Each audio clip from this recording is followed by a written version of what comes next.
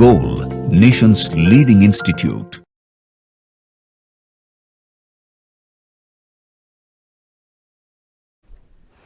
Hello students, myself Faisal Khan.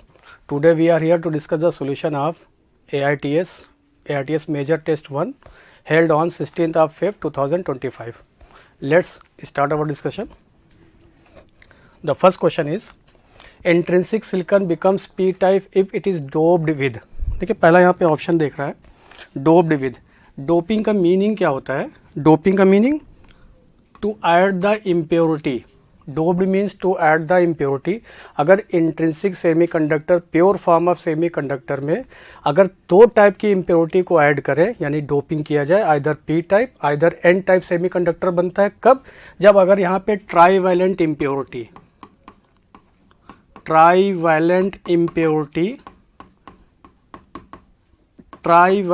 Impurity such as aluminium, boron, अगर इसको add करें तो intrinsic semiconductor becomes P type semiconductor. तो according to option will be 4. Next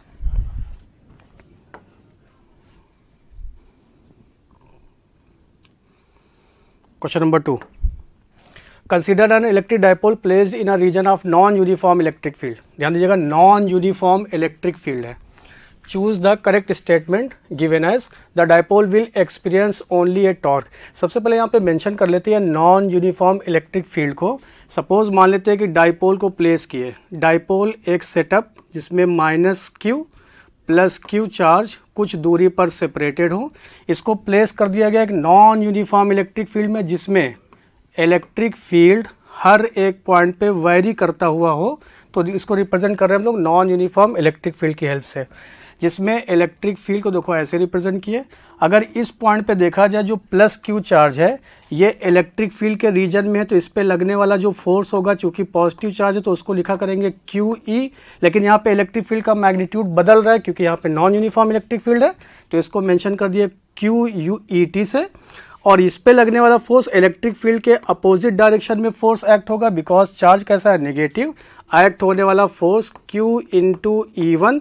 लेकिन ये जान रहे हैं हम लोग कि E2 का magnitude electric field at point 2, अगर इसको पॉइंट 2 इसको पॉइंट 1 बोल रहे हैं, पॉइंट 2 पे इलेक्ट्रिक फील्ड का मैग्नीट्यूड इलेक्ट्रिक फील्ड पॉइंट 1 के मैग्नीट्यूड से ज़्यादा होगा. रीज़न क्या है? क्योंकि यहाँ पे electric field lines are placed very close, और इलेक्ट्रिक फील्ड लाइंस जब क्लोज होगा तो वहाँ पे उसका मैग्नीट्यूड डेंस होगा because electric field inversely proportional to 1/r². अगर यहाँ पूछा जाए कि नेट फोर्स क्या होगा तो F नेट की बात की है. Net force F net is equal to Q times of E2 - E1. ये इलेक्ट्रिक फील्ड यहाँ पे यूनिफॉर्म नहीं, इसलिए इलेक्ट्रिक फील्ड का मैग्नीट्यूड बदलता हुआ होगा, तो फोर्स यहाँ पे ज़ीरो नहीं होगा. और अगर फोर्स ज़ीरो नहीं है, डायपोल मोमेंट को प्लेस किया गया, तो इसके ऊपर एक टॉर्क भी एक्ट होगा. तो option will be the dipole will experience a force and a torque. Option will be 4. Next question number 3. A particle moving with velocity v is acted by 3 forces. ठीक है, 3 forces act हो रहे हैं by the vector triangle PQR. the velocity of the particle will. अगर यहाँ पे ध्यान से देखें हम लोग, ये जो फोर्स है PQR ये फोर्स को रिप्रेजेंट कर रहा है. ये ट्रायंगल ऑफ एडिशन को कैसे, पहला वेक्टर, सेकेंड इसके हेड से स्टार्ट किए, थर्ड इसके हेड से स्टार्ट किए, यानी कि ये फोर्सेस को रेगुलर ऑर्डर में लिया गया और ये क्लोज लूप बना रहा है. तो जब भी कभी फोर्सेस को रेगुलर ऑर्डर में या वेक्टर को रेगुलर ऑर्डर में लिया जाए तो उसका वेक्टर सम ऑलवेज एक नल वेक्टर होता है. यानी क्या यहाँ पे लिख सकते हैं आप, P vector plus Q vector plus R vector का sum being a close loop must be equal to a null vector. इसी P वेक्टर, Q वेक्टर और R को रिप्रेजेंट किया गया है 3 फोर्सेस की हेल्प से. यानी कि जो नेट फोर्स होगा पार्टिकल पे F1 + F2 + F3, इसका भी सम जो होगा वेक्टर सम वो 0 होगा. यानी कि F नेट पार्टिकल पे net force will be 0. Net force 0 होने की वजह से एक्सेलरेशन क्या होगा, 0. एक्सेलरेशन अगर 0 हुआ तो dv/dt जानते हैं हम लोग, एक्सेलरेशन को लिख सकते हैं rate of change of velocity. dv/dt 0, it means speed क्या हो जाएगा यहाँ पे, कांस्टेंट. तो v will be remain constant, तो option will be fourth. Next,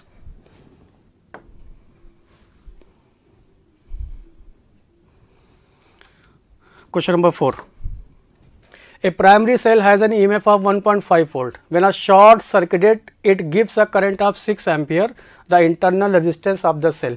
देखिए हम लोग सेल को जो रिप्रेजेंट करते हैं किसी, ये देखिए सेल को रिप्रेजेंट करेंगे EMF, इंटरनल रेजिस्टेंस, तो ये कॉम्बिनेशन आपका कहलाता है सेल, जिसमें ये बैटरी सोर्स प्लस माइनस को रिप्रेजेंट करते हैं EMF of the cell E से, ये हो गया इसका इंटरनल रेजिस्टेंस। इसके टर्मिनल के अक्रॉस में एक वोल्ट रजिस्टर जोड़ दिए, लोड रजिस्टर, ये देखिए load resistor capital R।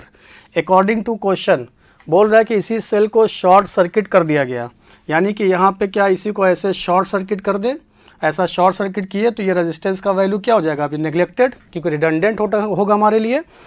Cell है तो इससे करंट चला I, ये करंट आएगा, इसको दो रास्ते मिले इधर और इधर, तो करंट क्या होगा, इस रास्ते से पास होता हुआ यहाँ चला गया, यानी पूरे सर्किट में after short circuiting current will be max, और मैक्सिमम करंट को लिखेंगे क्या हम लोग, I max equal to EMF of the cell divided by internal resistance, यानी internal resistance small r will be equal to E divided by capital I, और जहाँ पे EMF ऑफ द सेल दे रखा है 1.5 वोल्ट, 1.5, और यहाँ पे करंट का वैल्यू दे रखा है 6, तो ये आ गया 6।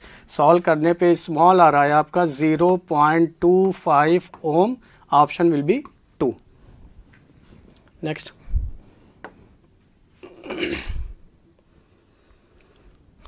Question number 5. The incident light has intensity I and the number of electrons emitted per second is n. Number of emitted electrons दे रखा है per second capital N. Then the maximum kinetic energy of emitted electrons per second is capital K. If the intensity of the incident light is made 4 times, intensity को 4 times किया गया, then the number of electrons emitted per second and the maximum kinetic energy respectively क्या होगा। देखिए हम लोग यहाँ पे बात करें जो इंटेंसिटी ऑफ रेडिएशन होता है, इंटेंसिटी ऑफ रेडिएशन ये directly proportional to number of photons present in the radiation, number of photons, और यही नंबर ऑफ फोटॉन्स जब इंसिडेंट होगा, इंसिडेंट होने पर इमिट करेगा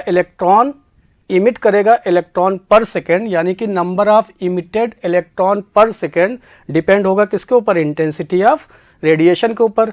इंटेंसिटी को 4 टाइम्स किया गया, अगर इंटेंसिटी को 4 टाइम्स किए, देखिए I डैश बढ़ाकर कर दिया गया 4I, तो number of emitted electron per second n dash also becomes 4 times of n।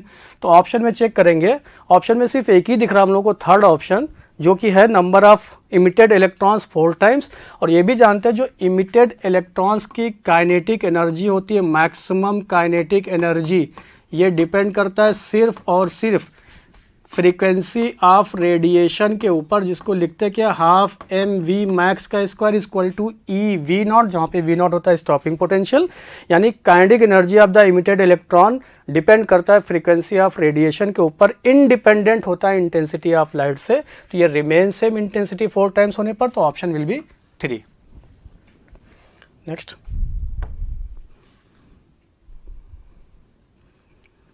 Question number 6. If a simple harmonic motion is represented by d2x by dt square plus 4 beta x is equal to 0, its time period. अगर हम लोग ध्यान से देखें तो ये जो equation दे रखा है ये सेकेंड ऑर्डर डिफरेंशियल इक्वेशन है SHM का, इसको कंपेयर करते हैं second order differential equation of SHM से। तो on comparing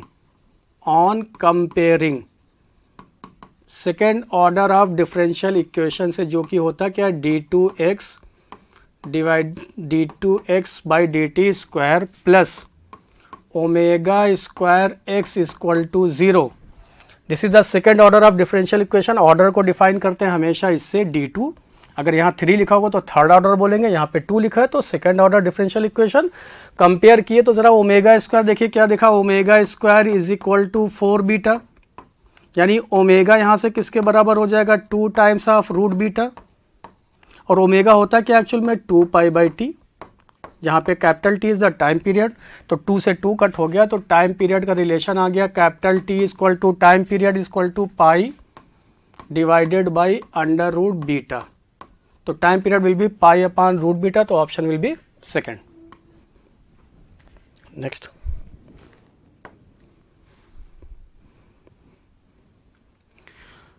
question number 7, the resistance of the bulb filament is 200 ohm at a temperature of 100 degrees Celsius. If its temperature coefficient of resistance be 0.002 per degree Celsius, ये आपको दे रखा है alpha, its resistance will become 300 ohm at temperature. तो मान लेते हैं यहाँ पे resistance at 0 degree Celsius, let resistance at 0 degree Celsius, resistance at 0 degree Celsius is R0. According to formula, resistance at any temperature T RT is equal to R naught 1 plus alpha into T. यहाँ पे values put किए, first दे रखा है 200 ओम at temperature 100 degree Celsius पे, तो ये value put किए, आर टी की वैल्यू 200, आर नॉट अभी पता नहीं हम लोगों को क्योंकि इसको एज्यूम किए हैं, 1 प्लस एल्फा इंटू टी का वैल्यू दे रखा है 100 डिग्री सेल्सियस, तो 100 लिख लिए। ये question number 1। Again second case में बोल रहा है आपको its resistance will become 300 ohm at temperature, तो किसी टेम्परेचर टी पे इसी का वैल्यू अब बदल कर हो गया 300 equal to R nought 1 plus alpha into T लिख लिए, जहाँ पे टी इज द टेम्परेचर। क्या किए, इन दोनों को डिवाइड कर देते हैं, डिवाइड किए 1 डिवाइडेड बाई 2, 1 डिवाइडेड बाई 2, 1 को 2 से डिवाइड किए तो इधर आ गया 200 divided by 300 is equal to R nought से आर नॉट कट हो गया, तो 1 plus 100 times of alpha divided by 1 plus alpha into T, cross multiply कर लिए, 0 से 0 कट हो गया, तो क्या इसको लिख सकते हैं 2 plus 2 alpha T must be equal to 3 plus 300 alpha, ऐसा लिख लिए। फिर 2 को उधर ट्रांसफर कर दिए तो देखिए यहाँ 2t minus 300 times of alpha, alpha common ले लिए, equal to 3 minus 2 equal to 1 आ गया। तो यहाँ से 2t minus 300 equal to 1 by alpha, और एल्फा का वैल्यू दे रखा है आपको 1 डिवाइडेड बाई 0.002, इसको सॉल्व किए तो ये कितना आ गया आपके पास 500, दिस इज इक्वल टू 500, यानी 2t इक्वल टू 300 उधर ट्रांसफर कर दिए तो कितना हो गया 800, तो यहाँ से t कितना आ गया 400 डिग्री सेल्सियस, तो option will be 400 degree Celsius, यानी option will be first. Next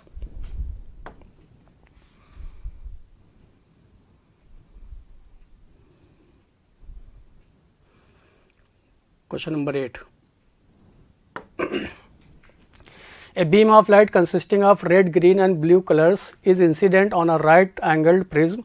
The refractive index of the material of the prism for the above red, green and blue wavelength are 1.39, 1.44 and 1.47 respectively. Then ये चार option के according यहाँ पे check करना है कि क्या होगा। देखिए यहाँ पे अगर हम लोग ये पता कर लें कि कोई भी लाइट रे अगर इंसिडेंट हो रहा है यहाँ पे इस सरफेस पे और एसी सरफेस से रिफ्रैक्ट होकर बाहर जा रही है वो लाइट रे, या फिर उसी मीडियम में रह जा रहा है यानी कि TIR हो रहा है, तो उसकी कंडीशन क्या है, तो फिर उसको कंपेयर करके यहाँ पे लिख लेंगे हम लोग। तो सबसे पहले यहाँ पे देखते हैं, मान लेते हैं यहाँ पे ये एक राइट एंगल ट्रायंगल जिसका ये एंगल दे रखा है आपको 30 डिग्री, ये एंगल 90 डिग्री। लाइट रे नॉर्मली इंसिडेंस हुआ, अगर नॉर्मली यहाँ पे इंसिडेंस हुआ तो बिना रिफ्रैक्ट किए ये उसी दिशा में चला गया ऐसा, और जब ये सरफेस दे रखा है A, इसको बोल दिए C, ये दे रखा है B, यहाँ पे आके इंसिडेंट हुआ, तो जहाँ पे इंसिडेंट होता है एक नॉर्मल ड्रॉ किए तो यही हो गया आपका एंगल ऑफ इंसिडेंस। अगर ये angle of incidence greater than और इक्वल टू हो जाए क्रिटिकल एंगल का, तो यहाँ पे TIR का फिनोमिना, यानी यही लाइट रे अब रिफ्रैक्ट होके AC से नहीं इसी मीडियम में वापस रह जाएगा, दैट इज हो क्या जाए एक्चुअल में इसका TIR। तो उसके लिए पता करते हैं हम लोग angle of incidence at the surface AC। अगर ये 30 दे रखा है तो ये एंगल कितना होगा 30, ये हो गया नॉर्मल है 90, तो ये I किसके बराबर आ जाएगा 60 के बराबर, यानी यहाँ पे चेक कर लेते हैं, that is I for TIR, condition लिख लेते हैं पहले, for TIR angle of incidence must be greater than और equal to theta C is the critical angle. Angle of incidence geometry से देख रहे हैं ये 30 है, तो ये कितना हो जाएगा 60, तो यहाँ पे लिख लिए 60 degree must be greater than और इक्वल टू थीटा सी, दोनों तरफ साइन ले लिए, that is sine of 60 degree must be greater than और equal to sine of theta C. Sine 60 degree कितना होता है भाई, √3/2, √3/2 greater than equal to sine theta C 1/μ। तो यहाँ पे ये वैल्यू पुट कर लिए म्यू, जहाँ पे म्यू क्या, रिफ्रैक्टिव इंडेक्स। तो म्यू यहाँ से देखिए क्या मिला, म्यू क्रॉस मल्टीप्लाई के लिए म्यू ग्रेटर देन और इक्वल टू मिला 2 डिवाइडेड बाई √3 ग्रेटर देन और इक्वल टू 2 डिवाइडेड बाई 1.732। √3 का वैल्यू पुट कर दिए, ये वैल्यू सॉल्व किए तो कैलकुलेट करने पे आया म्यू ग्रेटर देन और इक्वल टू 1.15। यानी कि अगर रिफ्रैक्टिव इंडेक्स का वैल्यू इससे ज़्यादा या एटलीस्ट इसके बराबर हो, बराबर होने पे ग्रेजिंग इमर्जेंस होगा, बड़ा होने पर ये क्या होगा, यहीं पे TIR हो जाएगा लाइट रे का जो भी इंसिडेंट होगा इस ट्रायंगुलर प्रिज्म में। तो गिवन यहाँ पे कंपेयर कर लेते हैं गिवन जो रिफ्रैक्टिव इंडेक्स है कलर्स का वो दे रखा है 1.39, 1.44 और 1.47। ये सारी वैल्यूज इस गिवन वैल्यू से ज़्यादा, तो इट मीन्स होगा क्या कि लाइट रे जो भी इंसिडेंट होगा वो रिफ्रैक्ट होकर वापस नहीं जाएगा, रिफ्रैक्ट होकर इधर नहीं जाएगा, उसी मीडियम में रह जाएगा। यानी कि क्या हो जाएगा, total internal reflected at face AC। तो ऑप्शन विल बी 4 और कलर यहाँ पे सेपरेट भी नहीं होगा। ठीक, option will be 4। Next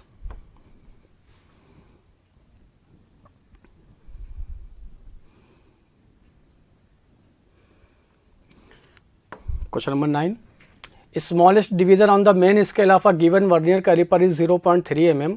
Vernier scale has 30 division and these coincidence with 29 main scale division. The least count of vernier caliper. Least count को हम लोग वर्नियर कांस्टेंट के नाम से भी जानते हैं। तो यानी कि vernier constant V.C vernier constant, या और इसी को बोलते हैं हम लोग लीस्ट काउंट। ऑलवेज होता है ये 1 MSD मेन स्केल डिवीजन और वर्नियर स्केल डिवीजन के डिफरेंस को बोलते हैं हम लोग ये लीस्ट काउंट। तो क्वेश्चन में ये बोल रहा है कि vernier scale has 30 division and these coincide with 29 main scale division. यानी कि according to question 29 of MSD coincide कर रहा है 30 ऑफ VSD से। यानी यहाँ से 1 VSD निकाला जाए तो 1 VSD vernier scale division equal हो जाएगा 29/30 ऑफ मेन स्केल डिवीजन के। ये वैल्यू यहाँ पे पुट कर लेते हैं सॉरी, देखिए 1 ऑफ MSD माइनस 1 VSD की जगह पे पुट किए 29 डिवाइडेड बाई 30 ऑफ MSD। तो ये वैल्यू सॉल्व करके आया 1/30 of MSD main scale division. और क्वेश्चन में मेन स्केल डिवीजन आपको दे रखा है 0.3 mm। तो ये वैल्यू पुट किया 1/30 इंटू 0.3 mm में है। तो ये वैल्यू कट सॉल्व करने पे कितना है आपके पास 0.001 सेंटीमीटर में कन्वर्ट कर लेंगे तो वैल्यू मिलेगा 0.001। Option will be 4। Next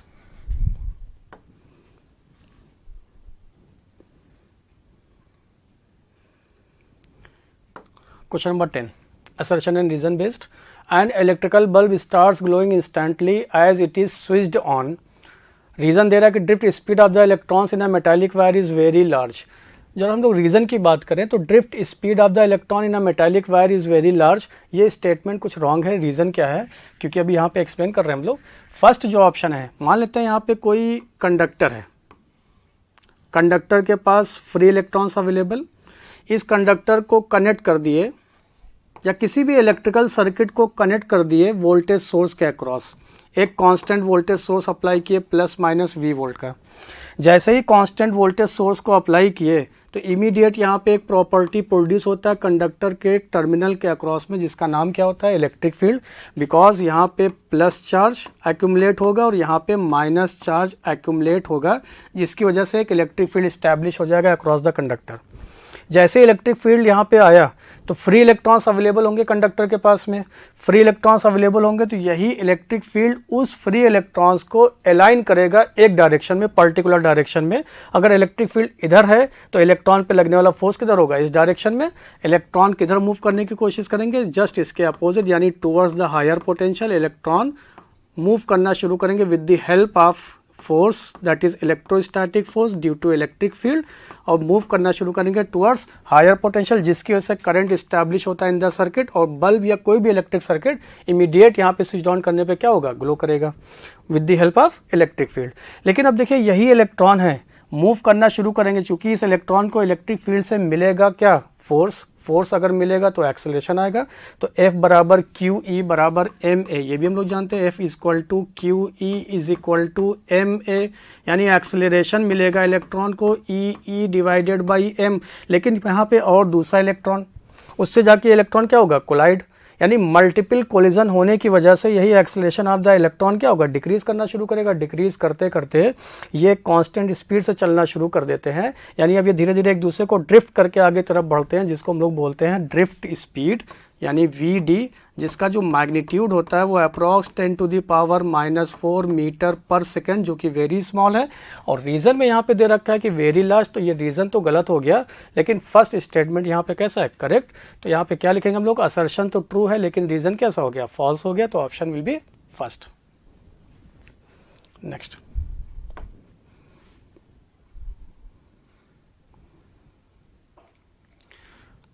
question number 11, a particle moves along x-axis and its displacement at any time is given by xt. Displacement as a function of time यहाँ पे दे रखा है in SI units. The velocity of the particle when its acceleration is 0. Remember acceleration को 0 put करके पता करना है कि पोजीशन डिपेंडेंट पार्टिकल का स्पीड यानी वेलोसिटी क्या होगा। तो पहले देखिए यहाँ पे दे रखा है xt, तो लिख लेते हैं as a function xt equal to T cube minus of 3t square plus 6t plus 8, position as a function of time. तो वेलोसिटी पता करने के लिए डिफरेंशिएट करेंगे with respect to time, that is dx by dt is equal to, differentiation किए तो 3t square minus of 6t plus of 6, ये constant है तो इसका डिफरेंशिएशन 0, ये हो गया वेलोसिटी। लेकिन यहीं पे एक टर्म और आया, बोल रहा है एक्सेलरेशन, तो एक्सेलरेशन क्या हो जाएगा, acceleration again velocity as a function of time है, velocity as a function of time है, तो एक्सेलरेशन पता करने के लिए फिर इसको डिफरेंशिएट करना होगा with respect to time, that is dv by dt होगा 6t माइनस 6, ये अगेन कांस्टेंट टर्म है तो 0, और बोल रहा है एक्सेलरेशन को 0 पुट करना है, तो इसी को हम लोग 0 पुट कर दिए। जैसे 0 पुट किए तो यहाँ पे एक अननोन क्वांटिटी था टाइम का वैल्यू मिल गया 1 second, because velocity time dependent है और टाइम की वैल्यू मिला, एक्सेलरेशन को 0 पुट करने पे 1 सेकेंड यहाँ पे पुट कर देंगे, तो यहाँ से आपको वेलोसिटी मिल जाएगा पार्टिकल का। तो v इक्वल टू 3, जहाँ पे t है वहाँ पे 1 वैल्यू पुट करेंगे, minus of 6 into 1 plus of 6, तो ये आ गया कितना 3 मीटर पर सेकेंड, तो answer will be second. Next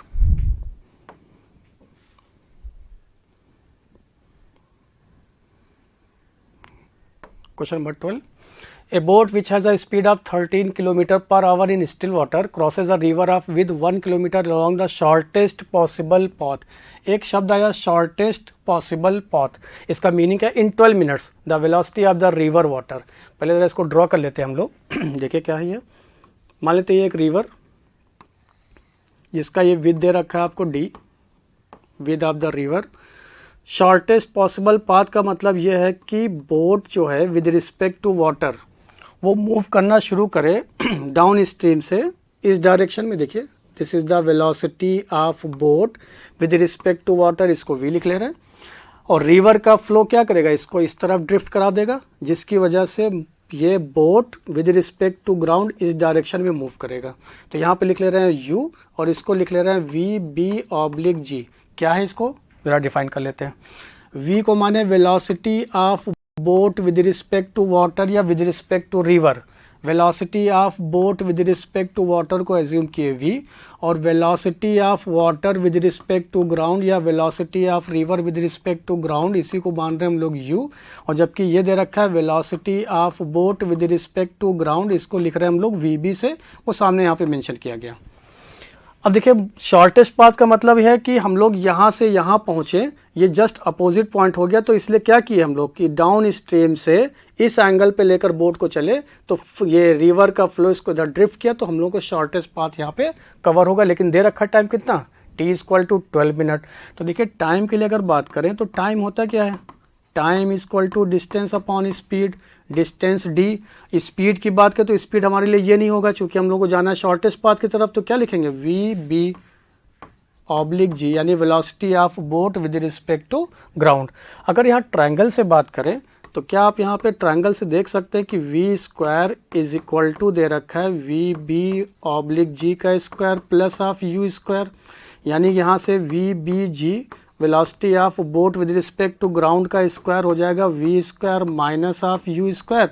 तो डायरेक्ट आप यहाँ से लिख सकते हैं d divided by under root v square minus of u square, यहाँ से डायरेक्ट आप लिख सकते हैं। टाइम आपको दे रखा है 12 मिनट और वेलोसिटी दे रखा है किलोमीटर पर आवर में, तो क्या करें इस मिनट वाले टाइम को भी आवर में कन्वर्ट कर लें। तो उसके लिए क्या लिख सकते हैं हम लोग, देखिए दे रखा है यहाँ पे टाइम कितना 12 मिनट, अगर इसको 60 से डिवाइड कर दे तो आवर में कन्वर्ट हुआ। डी दे रखा है आपको 1 kilometre divided by under root v यानी speed of boat with respect to water, वो दे रखा है आपको 13 किलोमीटर पर आवर। तो यहाँ पे लिख लिए 13 का स्क्वायर और माइनस ये लिखे u का स्क्वायर। तो ये वैल्यू कितना आ गया 1/5, क्रॉस मल्टीप्लाई कर लिए और दोनों तरफ स्क्वायरिंग कर दिए। तो क्या ये इसको 25 इक्वल टू 13 का square and minus of u square लिख सकते हैं। तो यू स्क्वायर यहाँ से क्या आ जाएगा, दैट इज इक्वल टू 13 का स्क्वायर और माइनस ऑफ 25। ये सॉल्व किए तो कितना आ गया, ये 144 इक्वल टू यू स्क्वायर। तो यू का वैल्यू आ गया 12, लेकिन किलोमीटर पर आवर में, तो option will be fourth. u is the velocity of river water. Next.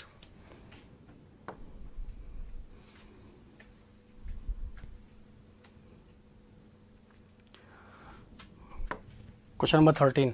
The radius of gyration of a body depends upon, चार ऑप्शन दे रखे हैं यहाँ पे, choice of axis of rotation, mass distribution of body, shape and size of the body, all of these. देखिए पहले बात करते हैं रेडियस ऑफ गायरेशन है क्या एक्चुअल में। मान लेते हैं ये कोई एक्सिस है जिसके अबाउट एक effective distance, effective perpendicular distance from axis of rotation, effective perpendicular distance from axis of rotation at which the whole mass of the body is concentrated so that moment of inertia remains same।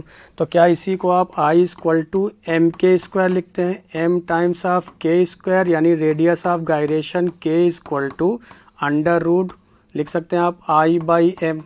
अगर I by M यानी कि क्या यहाँ बता सकते हैं कि जो मास का डिस्ट्रीब्यूशन है एक्चुअल में वो एक्सिस ऑफ रोटेशन से कहाँ पर है, यानी कि ये कॉन्फ़िगरेशन के ऊपर डिपेंड करेगा, साथ साथ में shape and size of the body के ऊपर डिपेंड करेगा, और साथ साथ में यही मास का डिस्ट्रीब्यूशन एक्सिस ऑफ रोटेशन के अलोंग या एक्सिस ऑफ रोटेशन के अबाउट कितना है, इन सारे फैक्टर के ऊपर डिपेंड करेगा ये रेडियस ऑफ गायरेशन। इसलिए all the option will be correct, तो option will be 4।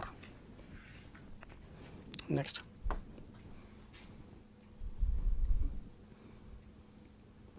next question number 14. When a positively charged particle enters in a uniform magnetic field with uniform velocity, its trajectory can be। तो हम लोग जानते हैं कि कोई भी चार्ज पार्टिकल जब यूनिफॉर्म मैग्नेटिक फील्ड में इंटर करता है यूनिफॉर्म वेलोसिटी से, तो उस चार्ज पार्टिकल के ऊपर एक फोर्स एक्ट होता है। उस फोर्स को लिख सकते हैं हम लोग, that is F equal to force on a charge particle while entering in a uniform magnetic field with uniform velocity will be equal to Q into V cross B। अगर इसी फोर्स के magnitude की बात करें तो F is equal to Q into V into B into sin theta, जहाँ पे sin theta यानी theta is the angle between velocity and magnetic field, where theta is the angle between velocity and magnetic field. अब देखिए यहाँ condition लगाते हैं first, if अगर theta का वैल्यू 0 डिग्री हो, 0 डिग्री का मीन्स मतलब velocity of a charge particle and magnetic field both are parallel to each other. जैसे यहाँ पे 0 हुआ तो साइन 0 क्या होता है 0, तो force on a charge particle will be equal to 0, तो force on a charge particle 0 हो गया, फोर्स 0 तो एक्सेलरेशन 0, और अगर एक्सेलरेशन 0 हुआ तो speed of a charge particle remain constant, यानी जिस स्पीड से पार्टिकल चलना शुरू किया उसी स्पीड में चलता चला जाएगा।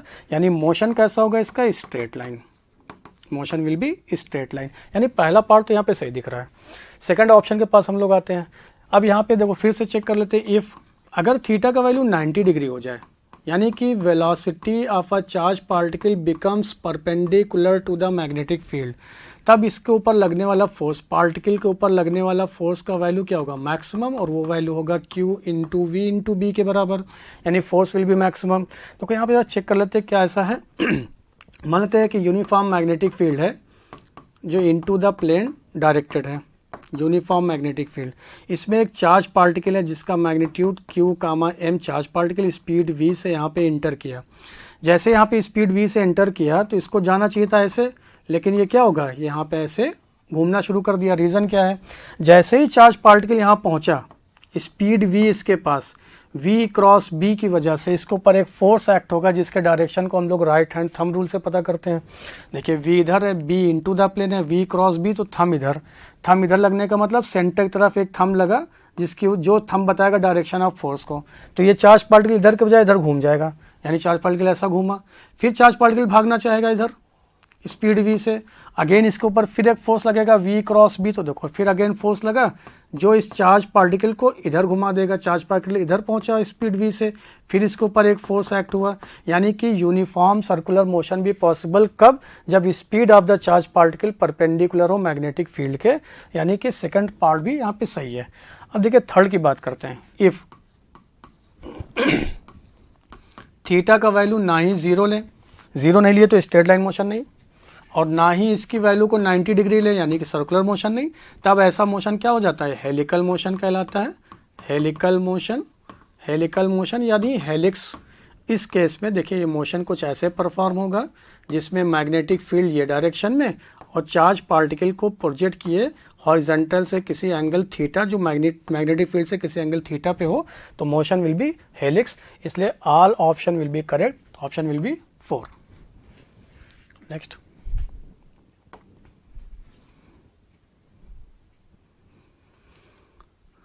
question number 15.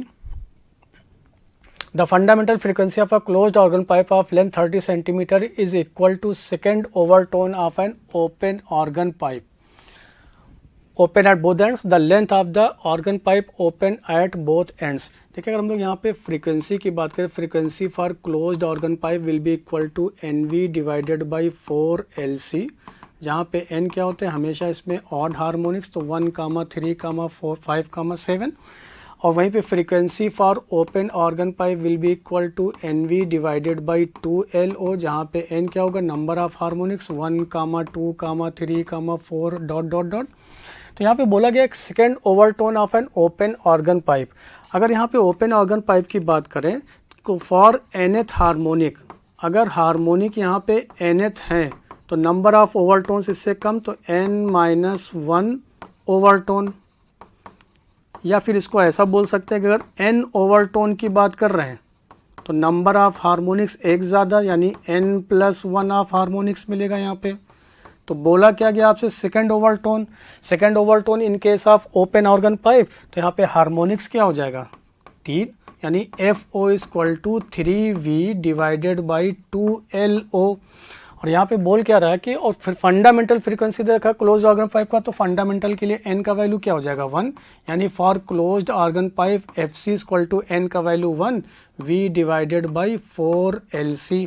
अब देखिए यहाँ पे the length of the open organ pipe is equal to, दोनों को इक्वल कर देते हैं according to question. FC equal to दे रखा है FO, FC का वैल्यू पुट किए V/4LC is equal to FO का value 3V divided by 2LO। V से V कट हो गया, यानी कि length of the open organ pipe, देखिए 2 से ये कट हुआ, इधर मल्टीप्लाई हो गया, तो क्या लिख सकते हैं इसको 6 टाइम्स ऑफ LC 6, और LC आपको दे रखा है क्वेश्चन में 30 सेंटीमीटर, तो ये आ जाएगा 180 सेंटीमीटर। तो option will be first. Next.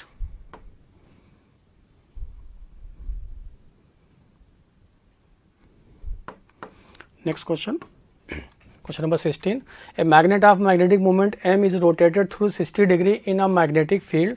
The work done will be. अगर वर्क डन की बात करें तो W is equal to formula MB into cos of θ1 minus cos θ2। यहाँ पे MB यानी magnetic moment, B is the magnetic field, cos θ1 दे रखा है यहाँ पे 0 डिग्री, और θ2 इसको रोटेट कर दिए 360 डिग्री से, तो θ2 बिकम्स 360 डिग्री पुट कर लिए। तो यहाँ पे वैल्यूज पुट किए, work done W is equal to M into B, work done W, cos 0 1, cos 360 भी 1, तो ये वैल्यू कितना हो गया 0, क्योंकि हम लोग जानते हैं कि एक्चुअल में कॉस ऑफ n पाई की बात करें तो इसका 2 वैल्यू होता है, इधर +1 इधर -1। कॉस n पाई जहाँ पे n अगर ऑड हो, n का वैल्यू ऑड हो 1, 3, 5, 7, तो यही cos पाई, cos 3 पाई, cos 5 पाई -1। लेकिन अगर यहाँ पे n का वैल्यू 0 के साथ में अगर यहाँ पे इवन है 2, 4, 6 एंड सो ऑन, तो इसी cos 2 पाई, cos 4 पाई, cos 0 का वैल्यू होता है +1। तो cos 2 पाई 360 डिग्री का मतलब cos 2 पाई हो गया यहाँ पे 1, 1 - 1 कट के 0, तो option will be second. Next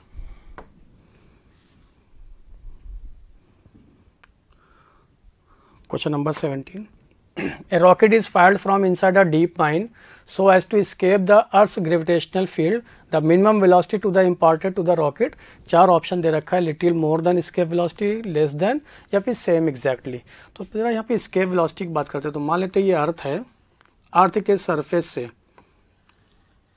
surface से प्रोजेक्ट किया गया स्पीड VE से किसी भी एंगल पे, चूंकि एंगल ऑफ प्रोजेक्शन से इंडिपेंडेंट होता है एस्केप वेलोसिटी।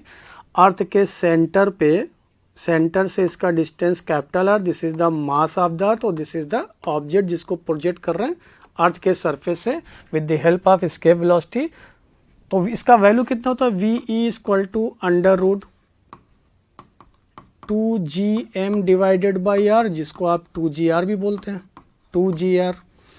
अर्थ के सरफेस से डायरेक्शन ऑफ प्रोजेक्शन से इंडिपेंडेंट होता है एस्केप वेलोसिटी। अब यहाँ पे क्वेश्चन ये बोल रहा है कि अर्थ के सरफेस से नहीं, from inside a deep mine, मतलब कहीं यहाँ से प्रोजेक्ट कर रहे हैं। ये देखिए कहीं यहाँ से प्रोजेक्ट कर रहे हैं हम लोग, यहाँ से इस पॉइंट पे। डीप माइन का मतलब अर्थ के सरफेस से कुछ नीचे आकर यहाँ पे h हाइट पे यहाँ से प्रोजेक्ट कर रहे हैं। तो अब यहाँ सेंटर से जो सेपरेशन होगा वो कितना बचेगा आपके पास, r - h, यानी एस्केप वेलोसिटी अब कितना हो जाएगा, VE- जब डीप माइन से उसको प्रोजेक्ट करें किसी पर्टिकुलर पॉइंट पे, तो इसको लिखेंगे √VE- 2 × gm डिवाइडेड बाई, अब r नहीं, डिस्टेंस कितना बचा आपके पास, r - h।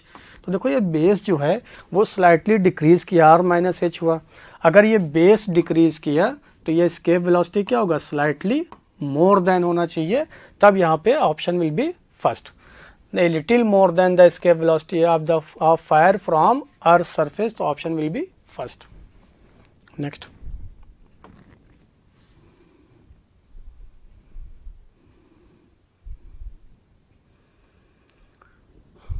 Question number 18. The ratio of amplitude of magnetic field to the amplitude of electric field, ध्यान दीजिएगा, मैग्नेटिक फील्ड और इलेक्ट्रिक फील्ड का एम्पलीट्यूड का रेशियो पूछा, ना कि electric field oblique magnetic field का, विल बी इक्वल टू, अगर प्रोपेगेटिंग इन अ वैक्यूम क्या होगा इलेक्ट्रोमैग्नेटिक वेव के लिए, तो हम लोग जानते हैं जो c होता है स्पीड ऑफ लाइट, वो इक्वल होता है E0 डिवाइडेड बाई V0 के। और यहाँ पे अकॉर्डिंग टू क्वेश्चन आपसे पूछ रहा है कि मैग्नेटिक फील्ड और इलेक्ट्रिक फील्ड का रेशियो क्या हो जाएगा, तो इसको आप क्या लिखेंगे, 1/c, यानी reciprocal of speed of light in vacuum, तो option will be 3। Next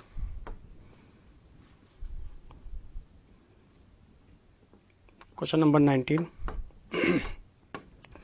A hammer weighing 4 kg strikes the head of a nail with a speed of 3 meter per second, drives by 1.5 centimeter into the wall. The impulse imparted to the wall. Impulse की बात करें तो impulse actual में होता क्या है, change in momentum. तो देखो अकॉर्डिंग टू क्वेश्चन क्या बोल रहा है कि मान लेते हैं एक नेल है, ये कोई वॉल, इस वॉल में ये नेल है, इसको हैमर की हेल्प से, ये मान लेते हैं कोई हैमर है, हैमर जिसको स्पीड v स्पीड से, और v आपको दे रखा है, v स्पीड से आप लेकर आए और इसको हैमरिंग करना शुरू किया, जिसकी वजह से ये नेल देखिए अब यहाँ पे आ गया, कितना डिस्टेंस चला है, 1.5 सेंटीमीटर। ये देखिए यहाँ से 1.5 सेंटीमीटर, तो यहाँ पर आकर हैमर का स्पीड, अब यहाँ पे हैमर क्या हो जाएगा, इसका स्पीड 0, v1 आपको दे रखा है, यहाँ पे शुरू में कितना दे रखा है, ये 3 मीटर पर सेकेंड। तो पूछ रहा है कि कितना इम्पल्स इम्पार्ट होगा टू द वॉल। तो अगर हम लोग इम्पल्स की बात करें, इम्पल्स के मैग्नीट्यूड के एक्चुअल में बात करें, तो इम्पल्स होता क्या है, change in momentum, that is delta P, that is लिखते हैं क्या, इसको हम लोग P2 minus P1, final minus initial.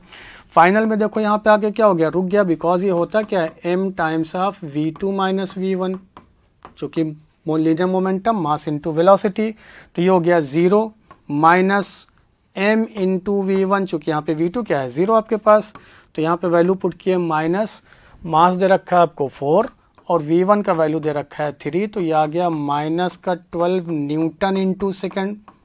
लेकिन यहाँ पे हम लोग मैग्नीट्यूड की बात करें तो इम्पल्स का जो मैग्नीट्यूड होगा, because it is a vector quantity, its direction always along the change in linear momentum. हम लोग यहाँ मैग्नीट्यूड की बात करें तो मैग्नीट्यूड कितना हो जाएगा 12 न्यूटन इंटू सेकेंड, तो option will be second. Next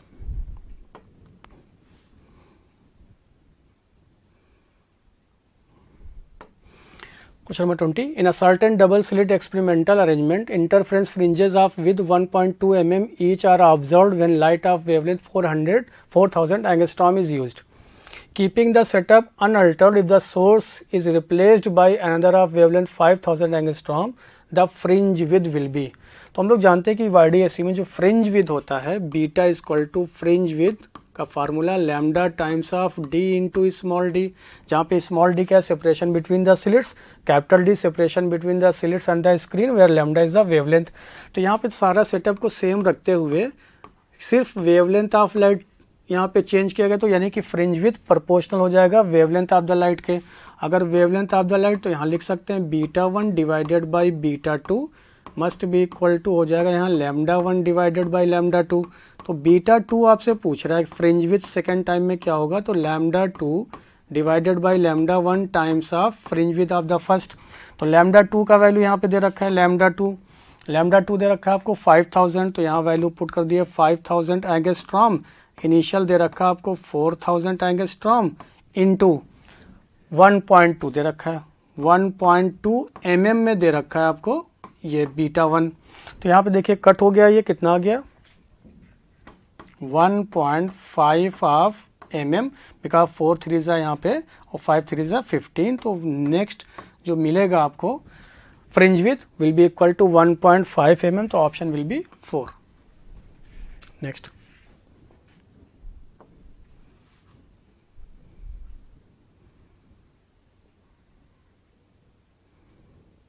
question number 21. The temperature of 200 gram of water is to be raised from 10 degrees Celsius to 80 degrees Celsius by adding steam to it.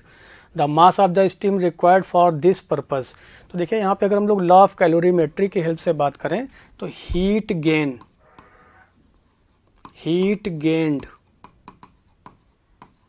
By water, ऐसा क्यों? क्योंकि water को heat मिलेगा with the help of steam से, ताकि इसका temperature 10 degree Celsius से rise हो जाए 80 डिग्री सेल्सियस पे। तो लॉस किसने किया एक्चुअल में यहाँ पे, heat lost by steam, heat lost by steam. तो अगर हीट की बात करें तो हीट होता क्या है m into C into delta T, where C is the specific heat. तो यहाँ पे वाटर के लिए बात करें तो लिख रहे हैं हम लोग m of water into C of water into of delta T must be equal to heat lost by steam, so that इसका टेम्परेचर 100 डिग्री सेल्सियस से आ जाए 80 डिग्री सेल्सियस पे, और हीट को गेन किया किसने, वाटर ने, ताकि इसका टेम्परेचर राइज करे 10 से 80 डिग्री सेल्सियस में। तो इसी ड्यूरेशन में जब स्टीम हीट को लॉस करेगा तो चेंज इन ट्रांजिशन भी होगा, यानी फेज का भी चेंज होगा। चेंज इन ट्रांजिशन फेज की वजह से इसके पास क्या मिलेगा, लैटेंट हीट, जिसको लिखेंगे हम लोग m इंटू LV, और साथ साथ में इसी का टेम्परेचर ड्रॉप करेगा m into C into delta T की वजह से 100 से 80 तक। तो यहाँ पे मास पहले दे रखा है 200 ग्राम ऑफ वाटर, तो 200 ग्राम लिखे, C of water specific heat of water 1 होता है, और डेल्टा टी लिख रहे हैं temperature 80 minus 10 is equal to, यही m पता करना आपको m, LV होता है 540, latent heat of vaporization 540 plus m into C, again यहाँ पे बन के आ गया, चूंकि यहाँ पे ट्रांजिशन हुआ फेज का, जिसकी वजह से ये स्टीम का कुछ कंडेंस पार्ट यानी वाटर में कन्वर्ट हुआ, c into 1 into delta T, इसका टेम्परेचर 100 ऑफ 100 माइनस 80। तो यहाँ पे इसको सॉल्व किया तो ये हो गया 200 into 70 is equal to 540 m plus ये कितना मिला आपको 20 m, तो ये हो गया 5 ऑफ 60 m। तो यहाँ से m सॉल्व किए तो m आ गया आपके पास 25 ऑफ ग्राम, तो option will be first. Next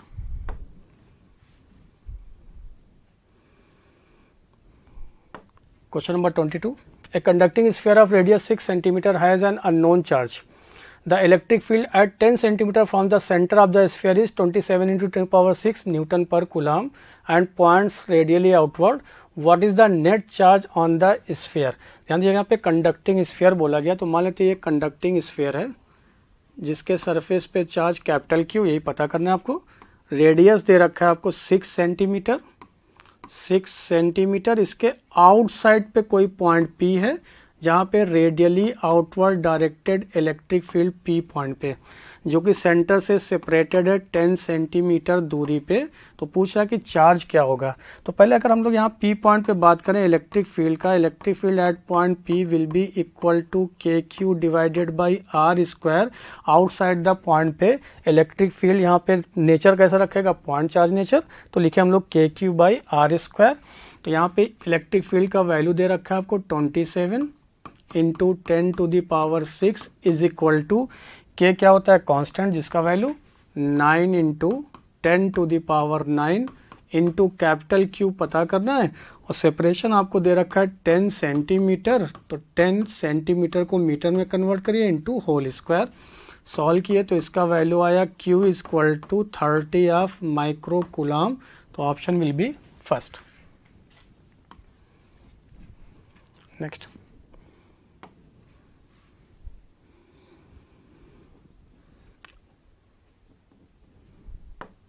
Question number 23. The transverse displacement of a string fixed at both ends is given by y is equal to 0.08 sin 2 pi x divided by 5 into cos 40 pi t। अगर हम लोग ध्यान से देखें तो ये एक standing wave का इक्वेशन दे रखा है आपको, where x and y are in meters and t in the second. The length of the string is 2 meter and its mass is 1 into 10 minus 2 kg. What is the tension in the string? हम लोग जानते हैं tension का formula, tension in the string. तो पहले speed of wave in a string v is equal to होता है under root T by mu, जहाँ पे म्यू क्या है, मास पर यूनिट लेंथ। और इसी v को हम लोग जानते हैं किसके बराबर होता है, ओमेगा बाई के, जहाँ पे k प्रोपगेशन कांस्टेंट और omega angular frequency.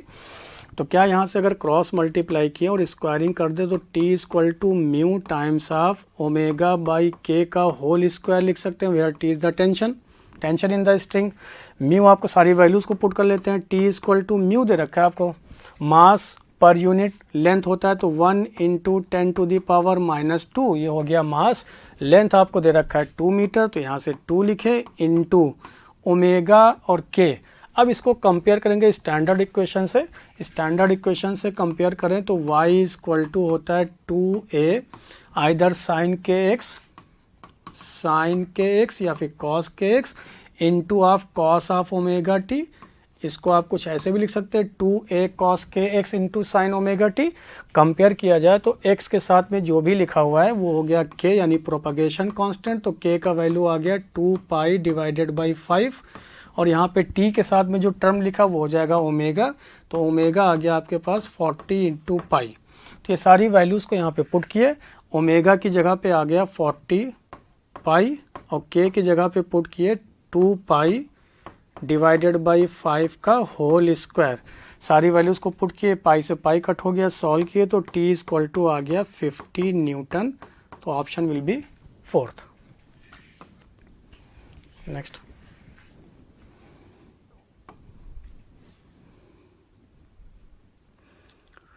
Question number 24. The average degree of freedom per molecule for a gas is 6.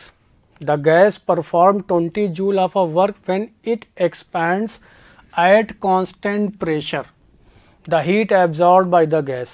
देखिए एट कांस्टेंट प्रेशर पे एक ये फार्मूला हम लोग जानते हैं कि work done equal to work done divided by heat supplied at constant pressure QP is equal to 1 minus 1 by gamma, where gamma is the ratio of CP by CV।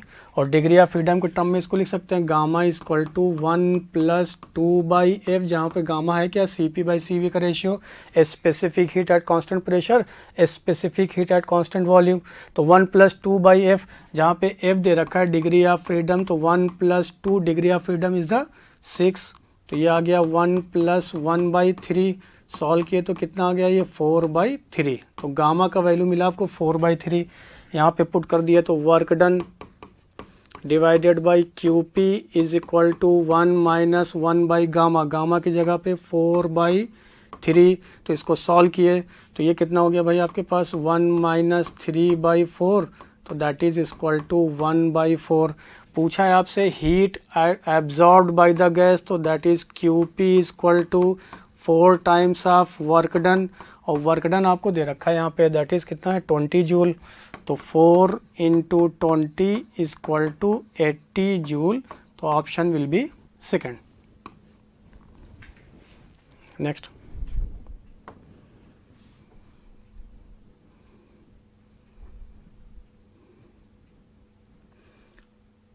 Question number 25। Statement based. Water flowing out of a small hole in a vessel, apply a backward thrust on the vessel.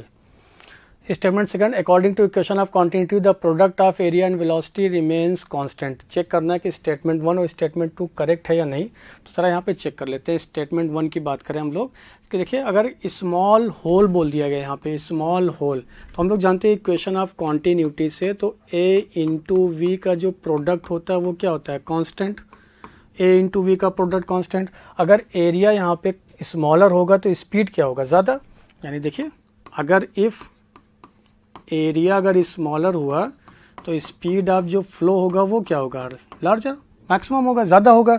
और वैसे भी टॉर्सलीज theorem से हम लोग जानते हैं, according to Torricelli's theorem speed of जो efflux होता है वो प्रोपोर्शनल होता है, क्योंकि v इक्वल टू जानते हैं √2gh, और v जो होता है वो प्रोपोर्शनल होता है √h के, यानी कि फ्री सरफेस से जितनी दूरी पर होल होगा उतना ही इसके पास स्पीड ऑफ एफ्लक्स मिलेगा। तो अगर यहाँ पे बात कर रहा है कि vessel apply a backward thrust, तो देखिए यहाँ पे कहीं पे पूरे सिस्टम में एक्सटर्नल फोर्स नहीं है, क्योंकि पूरे सिस्टम में एक्सटर्नल फोर्स नहीं है, एक्सटर्नल फोर्स सिस्टम में ज़ीरो। अगर एक्सटर्नल फोर्स ज़ीरो है तो स्पीड यहाँ पे ज़्यादा होने की वजह से, तो from the conservation of linear momentum, अगर स्पीड ज़्यादा होगा तो ये तभी पॉसिबल होगा जब एक बैकवर्ड डायरेक्शन में थ्रस्ट और मिले टू द वेसल, ताकि conservation of linear momentum apply कर सकें। तो यहाँ पे स्टेटमेंट 1 इज़ करेक्ट। और सेकंड स्टेटमेंट बोल रहा कि according to equation of continuity the product of area and velocity remain constant, तो हम लोग पहले ही लिखे, तो both statement 1 and statement 2 are correct, तो option will be first. Next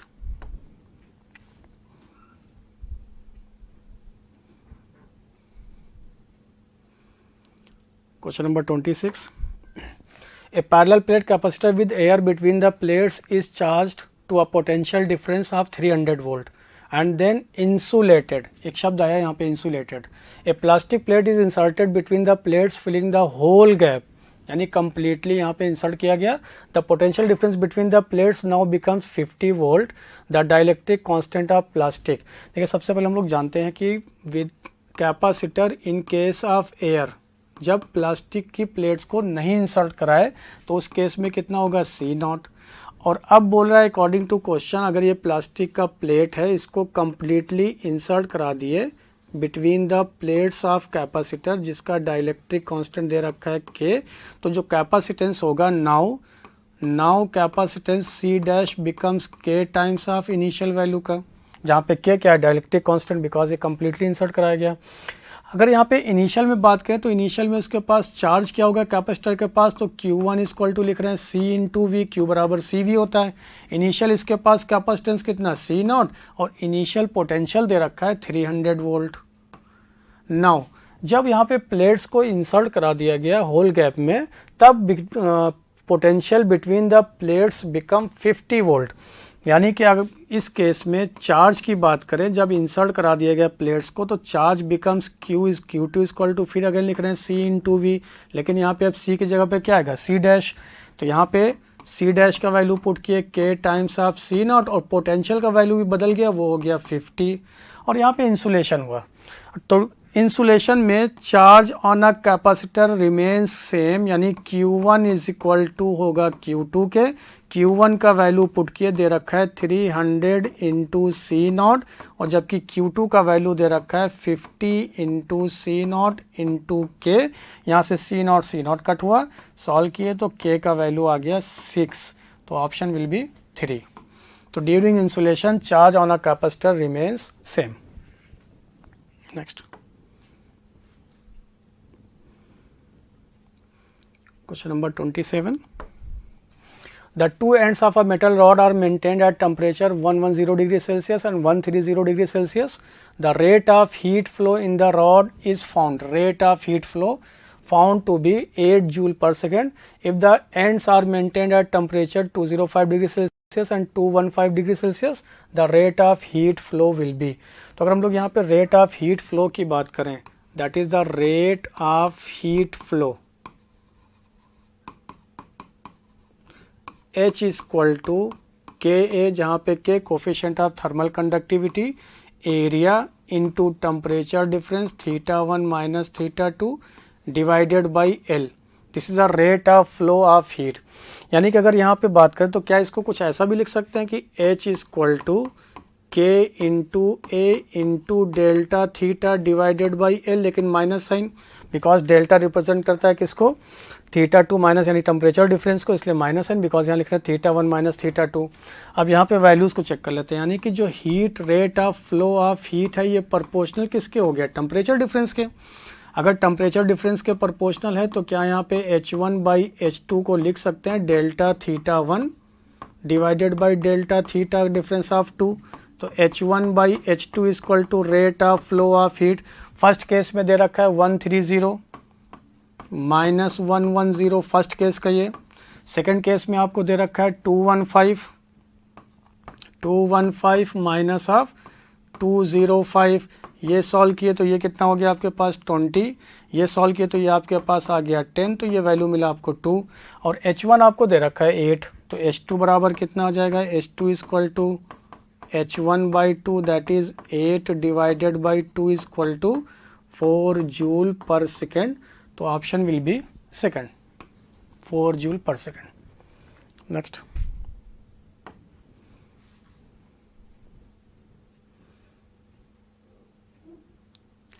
Question number 28. The resistance in the two arms of a meter bridge are 10 ohm and R ohm respectively. When the resistance R is shunted with an equal resistance, the new balance point at 1.5 L, the resistance R is. देखिए हम लोग जानते हैं, अगर यहाँ पे बात करें हम लोग मीटर ब्रिज का, तो ये बेस्ड होता है व्हीटस्टोन ब्रिज के ऊपर.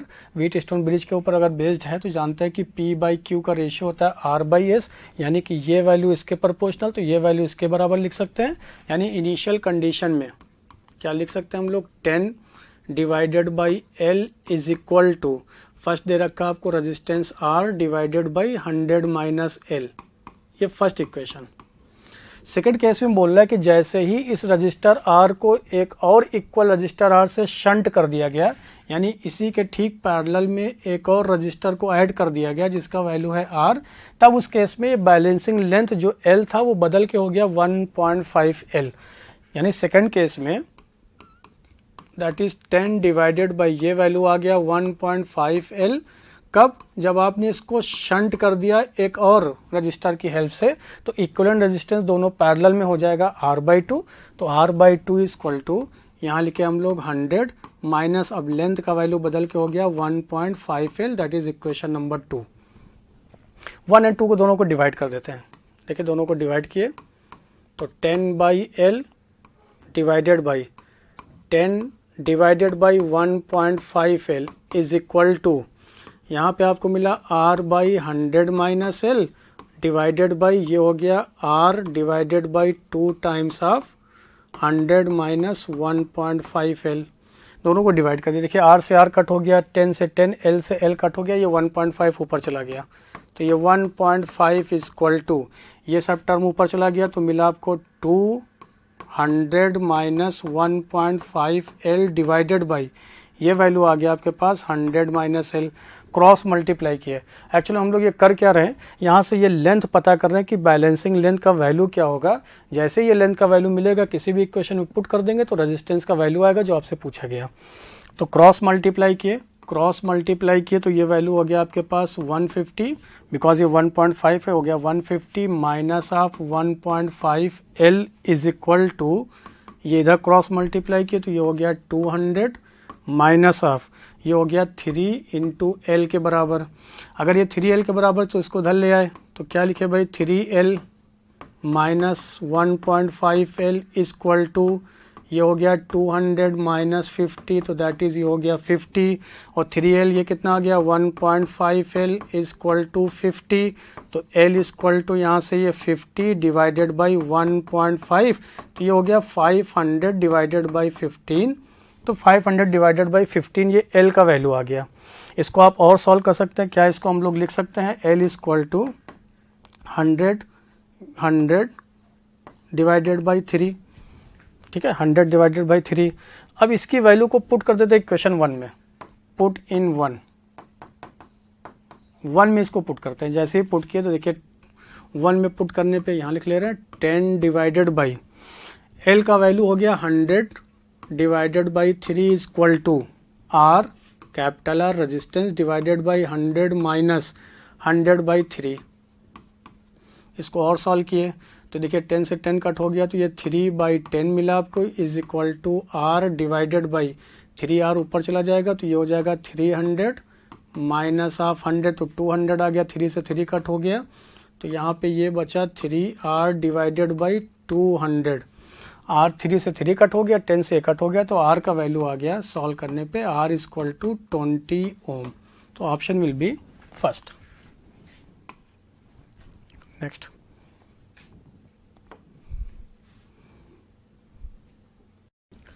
Now next question, question number 29। No work is done if force is 0। पहले यहाँ पे वर्क डन की बात कर लेते हैं। देखिए work done being a scalar quantity, लेकिन ये दो वेक्टर क्वांटिटी का डॉट प्रोडक्ट होता है, यानी फोर्स डॉट डिस्प्लेसमेंट को बोलते हैं हम लोग वर्क डन। तो यहाँ पे बोल रहा है कि अच्छा इसके मैग्नीट्यूड की बात करें तो work done is equal to F into D into cos theta भी लिख सकते हैं। बोल रहा है कि फोर्स इज 0, अगर फोर्स ही 0 हो गया तो वर्क डन 0, तो पहला तो सही है। Force and displacements are mutually perpendicular, जैसे ही यहाँ पे थीटा की वैल्यू को ले लिया 90 डिग्री जो कि है फोर्स और डिस्प्लेसमेंट के बीच का एंगल, तो थीटा 90 लेने पर कॉस 90 क्या होता है 0, तो अगेन वर्क डन क्या हो जाएगा 0, यानी ये भी स्टेटमेंट करेक्ट है। तो डिस्प्लेसमेंट थर्ड ऑप्शन दे रहा है डिस्प्लेसमेंट इज 0, तो वर्क डन इज आल्सो 0, तो all of this are correct, तो ऑप्शन विल बी 4। नेक्स्ट,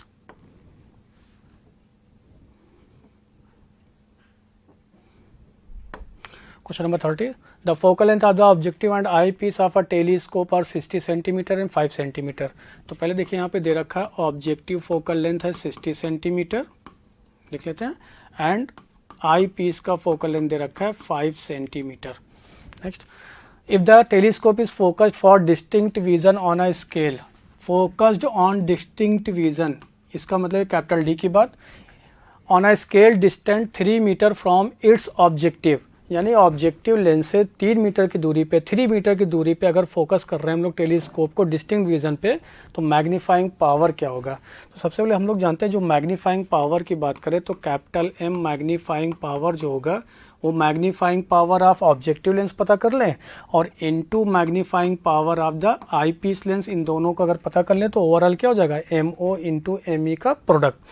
तो यहाँ पे मैग्नीफाइंग पावर ऑफ ऑब्जेक्टिव की बात करें तो इसको O रिप्रेजेंट कर रहा है यहाँ ऑब्जेक्टिव को, E रिप्रेजेंट कर रहा है आई पीस को, तो यहाँ पे VO डिवाइडेड बाई UO और इसको लिख लेंगे VE divided by UE।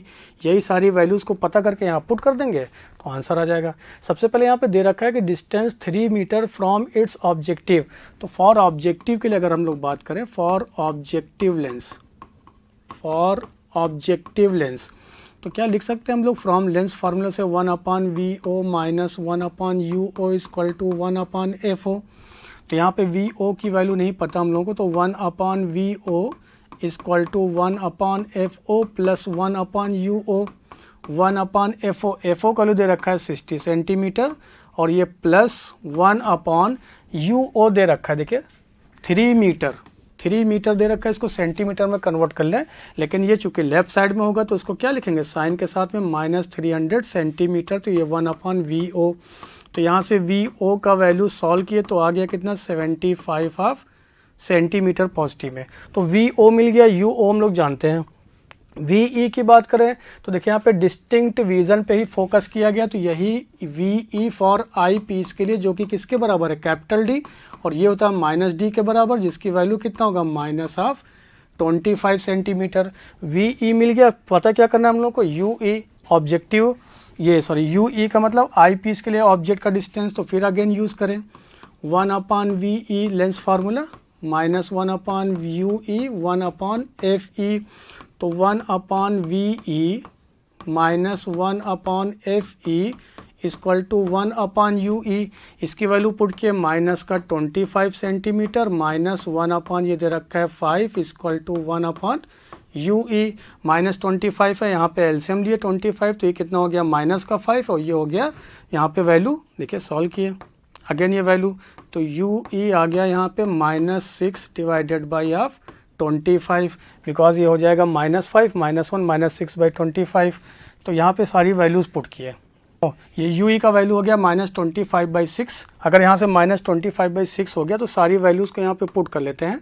VO आपका दे रखा है 75 सेंटीमीटर, UO था माइनस का 300 इंटू VE था -25 डिस्टिंक्ट डिवीजन पे, और UE आपका आया -25 डिवाइडेड बाई 6। सॉल्व किए तो वैल्यू आता है माइनस का 1.5। अगर मैग्नीट्यूड फॉर्म में लिखें पॉजिटिव साइन लेकर तो m का वैल्यू आएगा 1.5, तो option will be 3। Next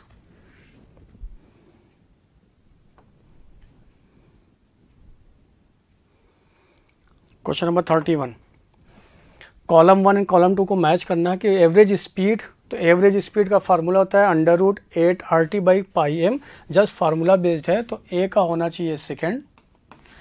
root mean square speed VRMS होता है √3 RT/M, जस्ट फार्मूला बेस्ड है। मोस्ट प्रोबेबल स्पीड जो होता है ये होता है फोर्थ, यानी कि सी वाला फोर्थ के बराबर, और मीन स्क्वायर स्पीड जो होगा वो जाएगा √3 RT। ऐसा ऑप्शन हम मैच कर लेते हैं कि एवरेज स्पीड ए का सेकंड सिर्फ एक ही में दिख रहा है आपको सेकंड ऑप्शन में, तो option will B second. Next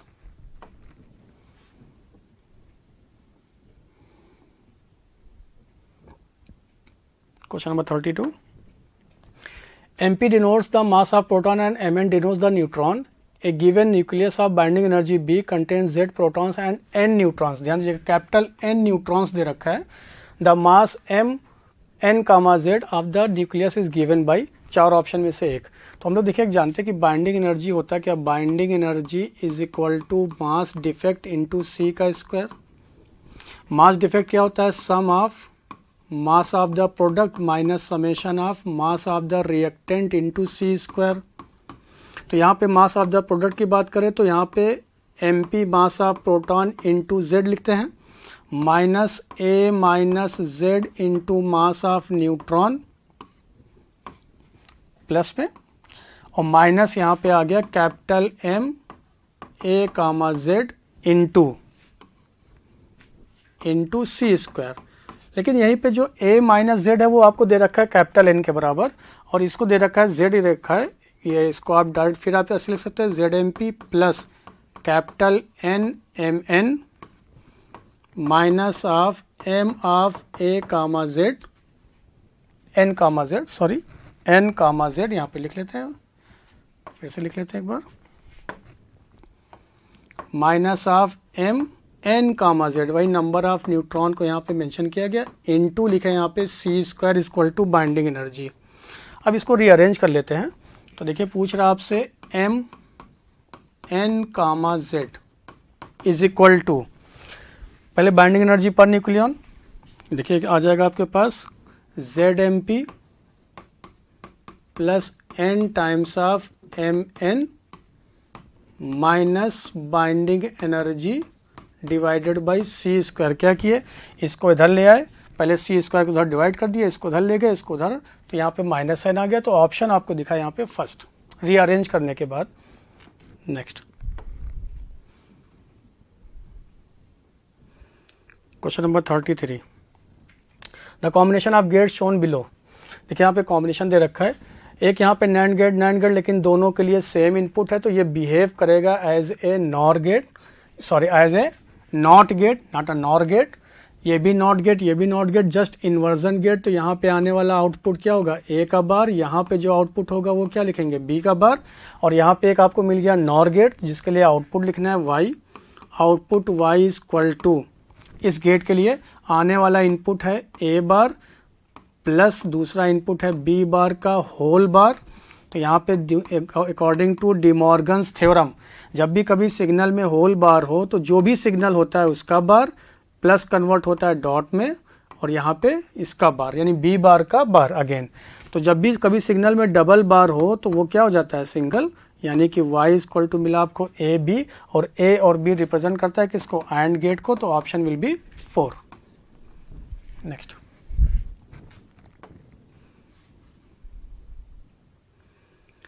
question number 34। In an AC circuit, voltage and current are given as 200 sin 100t and 160 sin 100t plus 5t, लेकिन ध्यान देना milli ampere, it is not an ampere. Power पूछा है dissipated, तो power जानते हैं P equal to होता है V R M S into I R M S into cos of phi. V R M S को लिख सकते हैं V naught by root two peak value का, into I naught by root two peak value का, into cos phi, जहाँ पे cos phi power factor, phi is the phase. यहाँ पे बात करें तो P equal to V naught I naught divided by 2 into cos of five.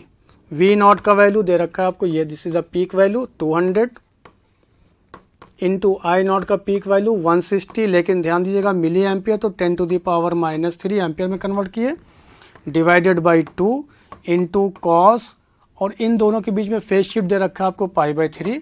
π/3 का मतलब हो गया 60 डिग्री, कॉस 60 होता है 1/2, 1/2 हुआ तो 1/2 से 1/4 सॉल्व किए तो ये पावर का वैल्यू आ गया 8 वाट, तो option will be 3। Next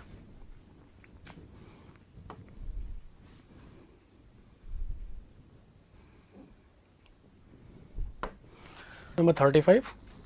Next question 35. A long solenoid of radius 2 mm has 150 turns per mm. If 2 ampere current flows in the solenoid, the magnetic field instant at the inside of the solenoid will be. देखिए किसी भी solenoid के inside जो magnetic field होता है B equal to उसको लिखते हैं म्यू नॉट एन आई, जहाँ पे n स्मॉल n क्या है, number of turns per unit length, यानी B equal to mu naught का वैल्यू पुट किए तो 4 pi into 10 to the power -7।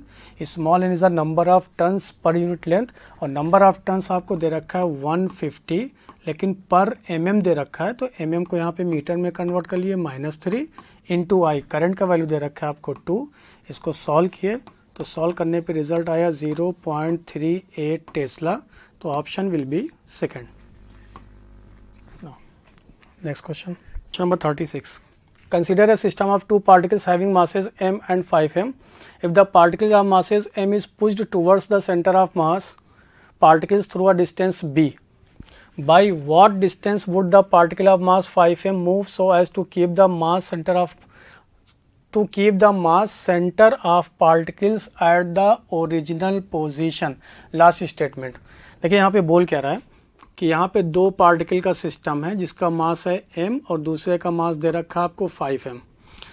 यहाँ पे कहीं सेंटर ऑफ मास होगा इस पूरे सिस्टम का। बोल रहा है कि अब ये वाला जो मास है ये डिस्प्लेस किया गया b पे, तो ये वाला कितना डिस्प्लेस होगा, तो मान लेते हैं x। लास्ट में एक स्टेटमेंट आया कि जो सेंटर ऑफ मास है अपने ओरिजिनल पोजीशन पर बना रहे, ये इसका मतलब ये हो गया कि इस पूरे सिस्टम का सेंटर ऑफ मास का जो वेलोसिटी होगा वो मस्ट बी जीरो, तभी अपने ओरिजिनल पोजीशन पे मेंटेन होगा।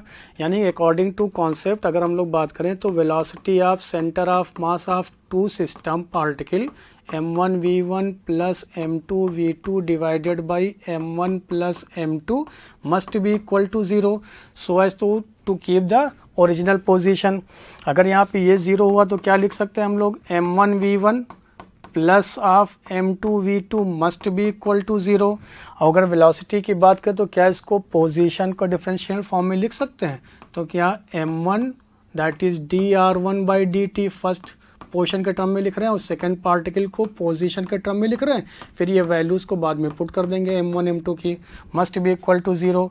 यानी कि क्या आप ये भी लिख सकते हैं कि m1 dr1 प्लस m2 ऑफ dr2 must be equal to zero in the same frame में।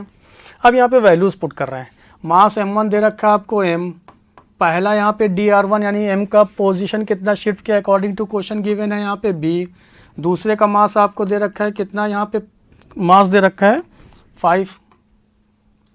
देखिए इसको फिर से लिख लेते हैं, ये वैल्यू दे रखा है b, इसका मास दे रखा है आपको 5m, इसको हम लोग एज्यूम किए x must be equal to 0। तो देखिए यहाँ से क्या मिला आपको, 5mx must be equal to minus m into B. तो x आ गया माइनस का b/5। It means negative sign ये शो कर रहा है कि जो डायरेक्शन होगा वो उसके अपोजिट डायरेक्शन में मूव करेगा। तो इन मैग्नीट्यूड फॉर्म में बात करें तो x इक्वल टू आ गया b/5। तो option will be 3। Next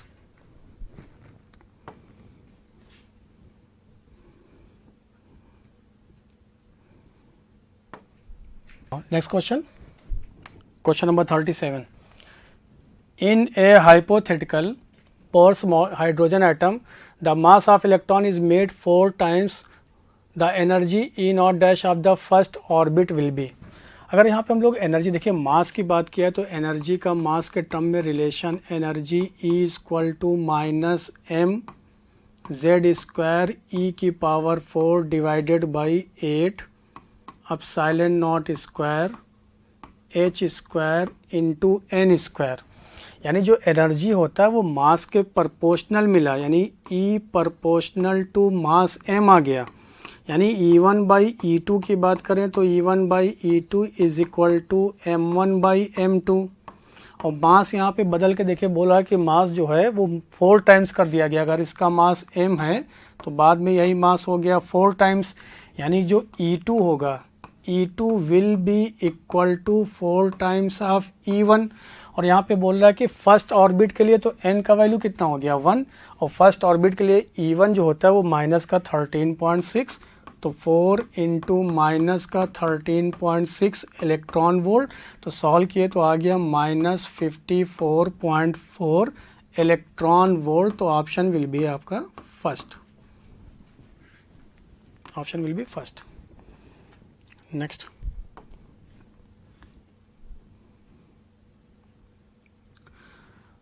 question number 38. In case of elastic collision at the time of impact, ध्यान दीजिएगा, at the time of impact आपसे पूछ रहा है कि क्या होगा इन 4 ऑप्शन में से। तो मान लेते देखिए यहाँ पे मान लेते एक पार्टिकल है जिसका मास m1 स्पीड u1 से, यहाँ पे दूसरा पार्टिकल जिसका मास m2 स्पीड u2 से, और u1 u2 से बड़ा।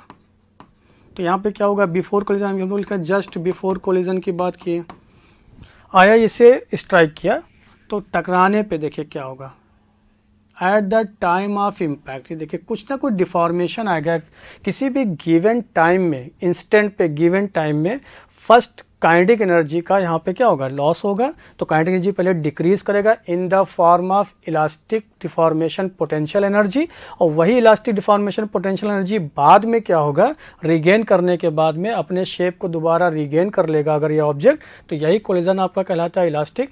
तो यहाँ पे अकॉर्डिंग टू क्वेश्चन पूछ रहा है सिर्फ at the time of impact, तो किसी भी गिवन इंस्टेंट ऑफ टाइम में, तो यहाँ पे kinetic energy of the particle always decreases. तो पहला ऑप्शन ये मिलेगा आपको, ऑप्शन 2। तो option will be 2। Next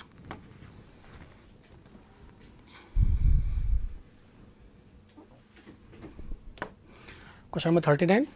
When an unpolarized light of intensity I naught is incident on a polarizing sheet, the intensity of the light which does not get transmitted, ध्यान दीजिएगा which does not get transmitted पूछ रहा है आपसे। तो ये हम लोग जानते हैं कि किसी भी पोलराइजिंग शीट से, मान लेते हैं कि ये पोलराइजिंग शीट है, लाइट रे यहाँ पे इंसिडेंट हुआ जिसका इंटेंसिटी है आई नॉट, और यहाँ पर आने पे आफ्टर ट्रांसमिशन इसका इंटेंसिटी जो होता है उसको लिख रहे हैं I dash equal to I naught cos square theta. यहाँ पे मीन लेते हैं अकॉर्डिंग टू मेलस लॉ, जिसका वैल्यू कितना हो जाता है आई नॉट बाई 2। ये वो इंटेंसिटी है जो ट्रांसमिट हो गया किसी भी शीट से, और ये शीट कैसी, polarising sheet.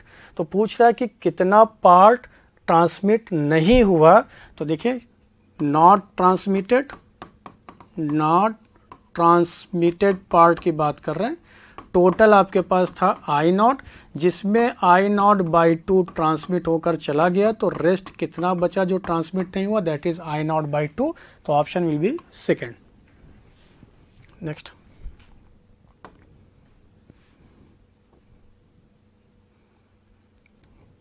Question number 40.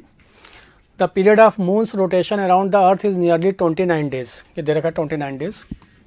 If moon's mass were 4-fold to the present value and the other thing remains unchange, the period of moon's rotation will be nearly. देखिए बात करते हैं, मान लेते हैं ये अर्थ है जिसके चारों तरफ ये मून ऐसे रिवॉल्व कर रहा है। ये देखिए, ये इसके सेंटर से इसका सेपरेशन स्मॉलर, ये मून जिसका मास स्मॉल एम, ये अर्थ जिसका mass capital M, speed v से रिवॉल्व कर रहा है चारों तरफ अर्थ के। तो पूछा यहाँ पे टाइम पीरियड क्या होगा, तो आप जानते हैं जो टाइम पीरियड होता है किसी भी सैटेलाइट का, या फिर हम लोग यहाँ पे मून और मास के अर्थ के रिस्पेक्ट में बात कर रहे हैं, तो टाइम पीरियड होता है 2π√r³ divided by g into capital M, where g is the gravitational constant, capital M mass of the earth, it is not a mass of the moon। तो टाइम पीरियड यहाँ पे independent होता है मास of satellite यानी mass of moon से, तो इसलिए अगर मास ऑफ मून को 4 टाइम्स किया गया टाइम पीरियड रिमेन सेम। तो this is time period is the independent of mass of satellite, और जो यहाँ पे बोला गया मून, तो time period remain same, 29 days का 29 डेज रिमेन सेम, तो ऑप्शन विल बी 3। नेक्स्ट,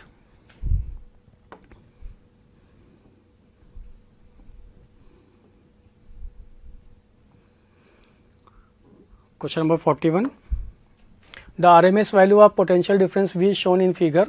पूछा गया RMS वैल्यू क्या होगा, ये आपको दे रखा है यहाँ पे वोल्टेज और टाइम का ग्राफ।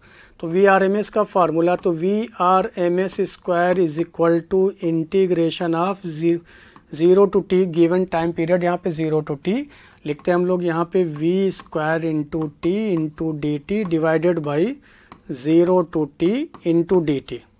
अब इस गिवन टाइम इंटरवल में सारी वैल्यूज को पुट करते हैं।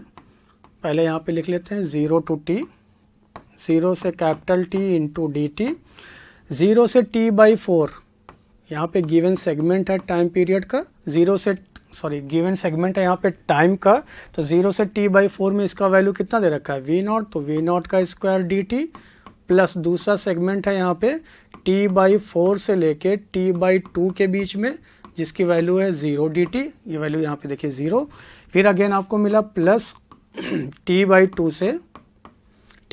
से 3t/4 के बीच में, अगेन ये आ गया v0 square dt plus last segment है आपके पास 3t/4 से t के बीच में, अगेन इसका वैल्यू है 0।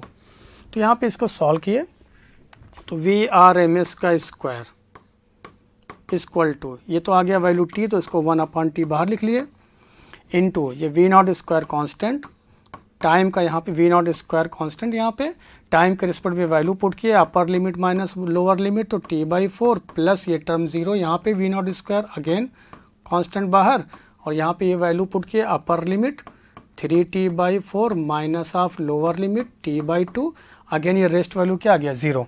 यहाँ पे 4 एलसीएम लिए तो ये हो गया 3t माइनस 2t, तो अगेन t/4, ये भी t/4, तो ये वैल्यू आपको मिल गया 1/t into 2 v0 square into t/4, t से t कट हो गया, 2 से ये कट हो गया, तो ये वैल्यू आ गया v0 स्क्वायर डिवाइडेड बाई 2। तो पूछा आपसे RMS वैल्यू, तो RMS वैल्यू क्या हो जाएगा, VRMS इक्वल टू, यहाँ पे स्क्वायर दे रखा है, स्क्वायर हटाएंगे तो वैल्यू आ जाएगा v0 डिवाइडेड बाई √2, तो option will B 3rd, v0 divided by √2, option will be 3। Next,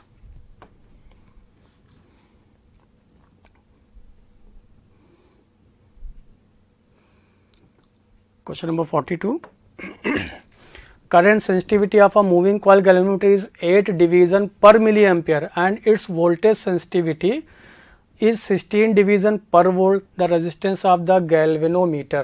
देखिए हम लोग जानते हैं जो वोल्टेज सेंसिटिविटी होता है SV, voltage sensitivity is equal to 1/R times of current sensitivity SI, यानी कि यहाँ रेजिस्टेंस पूछा गया, तो resistance equal to current sensitivity divided by of voltage sensitivity. Current sensitivity दे रखा आपको 8 डिवीजन पर मिली एम्पियर, तो 10⁻³ लिखे, इनटू ये वोल्टेज सेंसिटिविटी दे रखा है 1/, ये दे रखा 16 डिवीजन पर वोल्ट, तो ये हो गया ऐसा 1/16, ये इससे कट हुआ तो 10 की पावर 3, 8 से 16 कट हुआ तो 2, सॉल्व किए तो ये वैल्यू कितना आ गया 500 ओम, तो option will be second. Next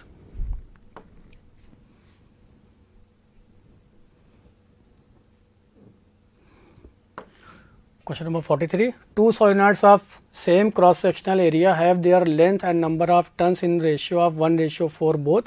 The ratio of self inductance of two solenoid. तो देखिए अगर हम लोग यहाँ पे सोलेनॉइड के लिए बात करें तो सोलेनॉइड के लिए सेल्फ इंडक्टेंस जिसमें करंट आई फ्लो कर रहा है, इसका एरिया क्रॉस सेक्शन का ए दे रखा है, टोटल लेंथ इसका एल है और यहाँ पे नंबर ऑफ टर्न्स दे रखा है कैपिटल एन। तो अगर हम लोग यहाँ पे B की बात करें तो B कितना होता है, यानी magnetic field that is mu N I या फिर mu capital N divided by L number of turns per unit length into I. तो यहाँ पे फ्लक्स फर्स्ट टर्न से कितना होगा, flux equal to B into A, तो mu naught N divided by L into I into A. तो total flux linked with the solenoid, तो total flux की बात करें तो नंबर ऑफ टर्न से फ्लक्स ड्यू टू, ये जो हम लोग 1 टर्न लिखे थे फ्लक्स ड्यू टू 1 टर्न, उसको कैपिटल एन से मल्टीप्लाई कर लेंगे तो ये वैल्यू कितना आ जाएगा, mu naught N square divided by L into A into I, ऐसा फ्लक्स टोटल। इसको कंपेयर कर लिए किससे, एल आई से, यहाँ पे एल क्या है सेल्फ इंडक्टेंस, तो वैल्यू आ गया mu naught N square divided by L into A, यानी सेल्फ इंडक्टेंस प्रोपोर्शनल हो गया नंबर ऑफ टर्न्स के स्क्वायर के डिवाइडेड बाई लेंथ के, यानी कि सेल्फ इंडक्टेंस का ratio L1 by L2 will be equal to N1 by N2 का whole square into L2 by L1। ये सारी वैल्यूज दे रखा है आपको, L1 by L2, N1 by N2 का रेशियो दे रखा है 1:4, तो ये आ गया आपके पास 1:4 का होल स्क्वायर। ये है L2 बाई L1, तो ये क्या हो जाएगा 4:1, तो 4 से 4 कट हो गया तो ये आ गया 1:4, तो option will be fourth. Next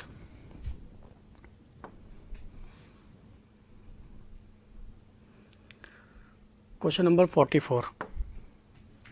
A cyclist bends while taking turn in order to, अगर हम लोग ऑप्शन से यहाँ पे देखें, reduce apparent weight, reduce friction, reduce speed, provide required centripetal force, तो option will be 4 correct. Reason क्या है कि देखो साइक्लिस्ट जो होता है अपने आप को बेंड करता है, ये देखिए मान लीजिए साइक्लिस्ट है, इसने अपने आप को बेंड किया किसी भी कर्व्ड पाथ पे किसी एंगल थीटा से, तो यहाँ पे देखिए नॉर्मल रिएक्शन सेंटर तरफ लगने वाला कर्व्ड पोर्शन, तो यहाँ फ्रिक्शन फोर्स, ताकि इन दोनों का रिजल्टेंट इसके ये रिएक्शन फोर्स के बराबर हो जाए। तो साइक्लिस्ट अपने आप को बेंड करता है ताकि इसको रिक्वायर्ड सेंटीपिटल फोर्स मिल जाए, वो सेफली इसको टर्न कर सके, तो ऑप्शन विल बी 4। नेक्स्ट